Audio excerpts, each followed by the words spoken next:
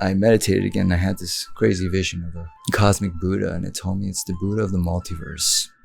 And I was like, oh, that's cool. That's interesting. I'm very creative, that is. So I thought it was my imagination.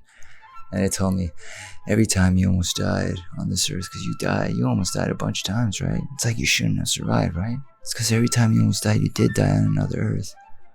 There are versions of you doing better than you, worse than you. There's countless worlds where you do not exist. But I'm keeping you alive for a reason.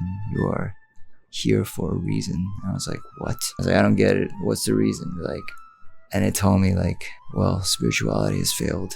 Buddhism has failed. All religions have failed because we can only go so far.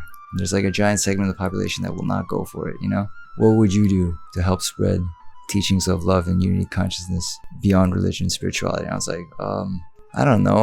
I would use fiction, I said. I would use TV and film projects to inspire people that they can do anything and inspire people into love and unity consciousness through a lie, because fiction is a lie that people believe in with all their heart. So that's how you get an atheist to take in the Dharma, by presenting it as a lie and them knowingly taking it as a lie. And this cosmic Buddha was like, correct, that's great answer. And I was like, wonderful, And then it said are you ready to be, a prophet? Are you ready to gain tons of infinite wisdom? I was like, no, actually, you shouldn't do that because I'm almost an atheist.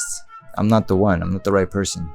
Are you sure? You're just an atheist. You're an atheist that helps a bunch of people for nothing. And I'm like, yeah, atheists do that, And then it said are you sure? And doesn't it feel good? I was like, yeah, it feels great, and I said, but someone else can use this. I don't need this. I figured a lot of stuff out.